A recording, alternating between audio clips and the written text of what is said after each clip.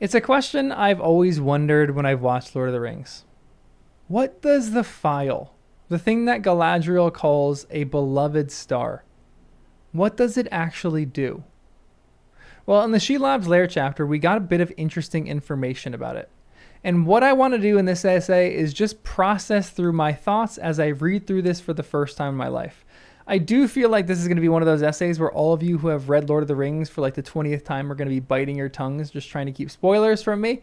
But I have some theorizing that I want to do for what I actually think this is, and maybe it's going to be entertaining and enjoyable for you people who have read it for, the 30th or 40th or 50th time, or, it's your one read a year kind of people.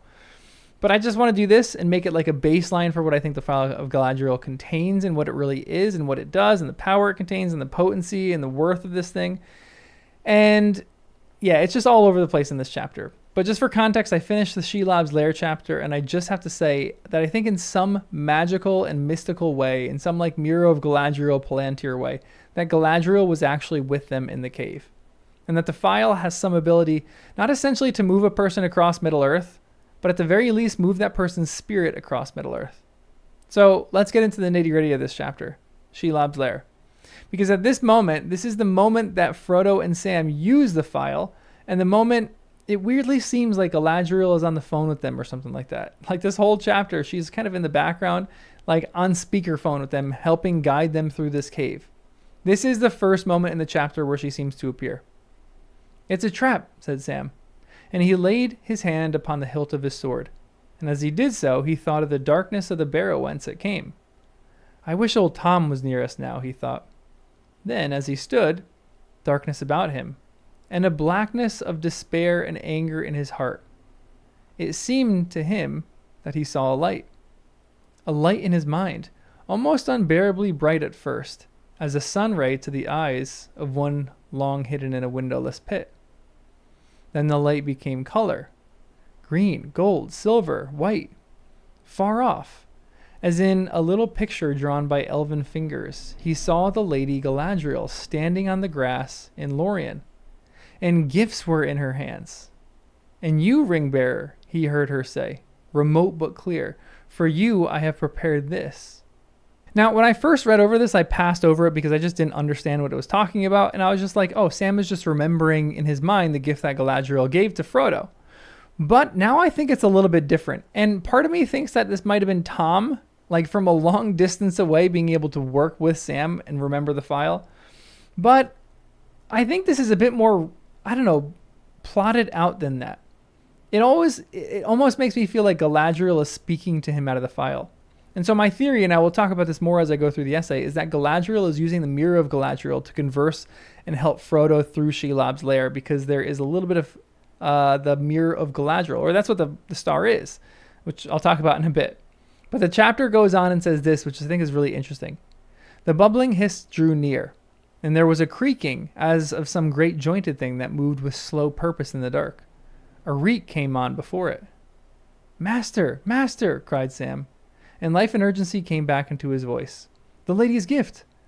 The star glass. A light to you in dark places, she said it was to be. The star glass."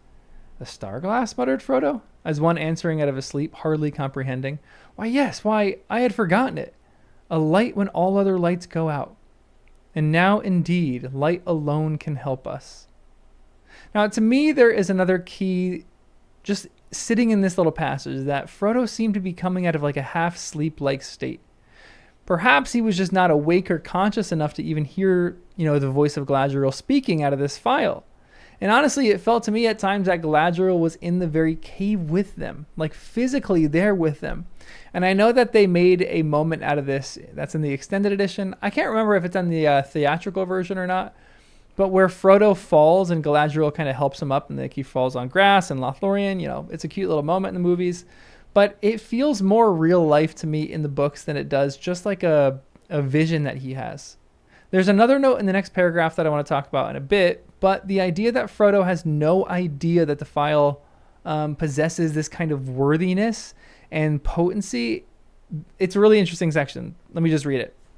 "Slowly his hand went to his bosom, and slowly he held aloft the Phial of Galadriel.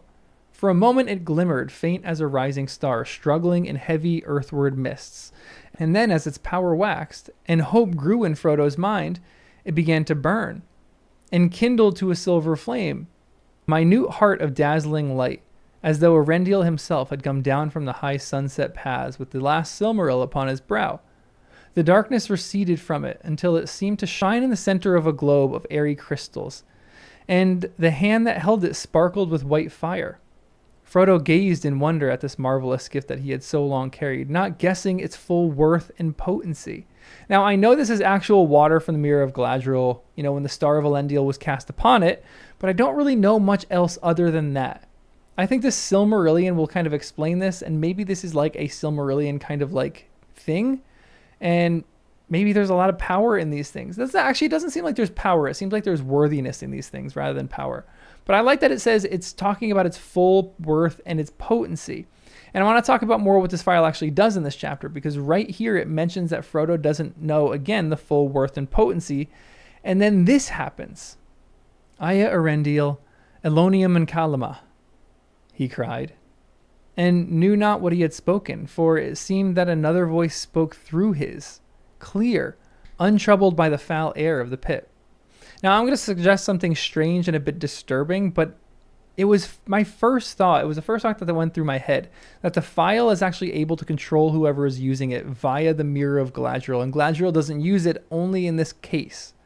And it's weird in a way that's like giving me this kind of Palantir vision. Perhaps the two are connected in some kind of magical way, but Frodo is able to speak this language that he likely doesn't know. I don't know if he knows it or not. It doesn't seem like he knows it.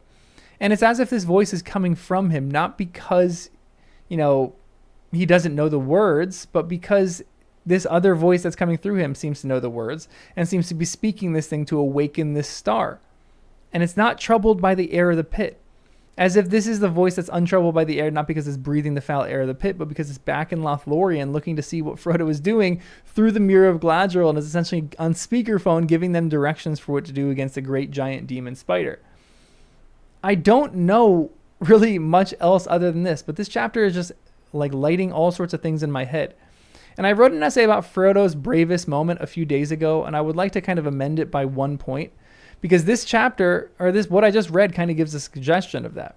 And the two things that I suggested is that either the ring is giving Frodo a false sense of confidence, or that he actually thinks he could defeat the ring wraith.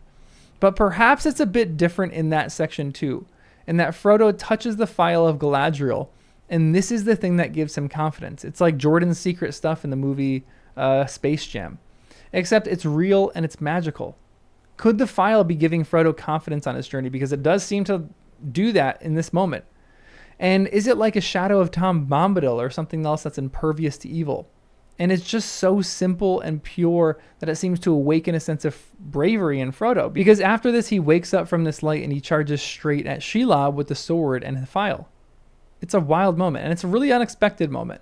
It's not really outside of the character of Frodo, but it still is very unexpected. And Shelob is terrified of the star too. Terrified of light, really, but when Frodo moves toward her, the book says this: "Then, holding the star aloft and the bright sword, advanced Frodo, hobbit of the Shire, walked steadily down to meet the eyes. They wavered. Doubt came into them as the light approached. One by one they dimmed, and slowly they drew back. No brightness so deadly had ever afflicted them before. From sun and moon and star they had been safe, underground. But now a star had descended into the very earth. Still it approached, and the eyes began to quail. One by one they all went dark. They turned away, and a great bulk, beyond the light's reach, heaved its huge shadow in between. They were gone." I think this phial is essentially the purest form of light that exists in Middle-earth or something like that. And it can banish creatures like Shelob who feed and vomit darkness. But this phial seems to have different powers other than just this pure form of light that seems to cast away darkness, because it's from the water of the Mirror of Galadriel. And I had all these questions in that chapter too about where water is really coming from. If this mirror itself is the thing that produces the water, or if it can be any water from the Anduin or the Entwash or whatever river it might be. But because this is the Mirror of Galadriel, it feels like this is the reason that she's able to actually come help them.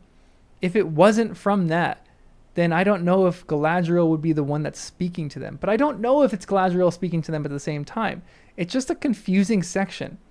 But again, it feels like she's on speakerphone in this cave, guiding them through it. You know, helping them know which way to turn and giving them suggestions that they don't even know that they needed. And then there's a moment at the end of this chapter that I can't help but kind of rethink now, and it might be attributed to the Phial as well. Because if the Phial is giving him some kind of larger confidence and bravery, Frodo goes running out of the cave like he's free and then goes running to Mordor. Perhaps, again, this Phial is giving him too much confidence, that when he gets out of the cave, he's like almost drunk on this. And I think this is in part, again, what the Phial is really doing, giving him confidence. But I don't really know the power of this thing. And I think that with Tolkien, I'll get some answers, but perhaps the rest of it will just kind of be up to me to decide what this thing really does. And to be honest, that kind of excites me. But this is all I got for the essay today. Just a quick note of what this Phial does and how it helps them do what they're doing in the Lair of Shelob. But make sure you subscribe, like the video, become a member, and remember to look toward Numenor that was, and beyond to Elvenhome that is, and to that which is beyond Elvenhome and will ever be. I'll see you in the next one.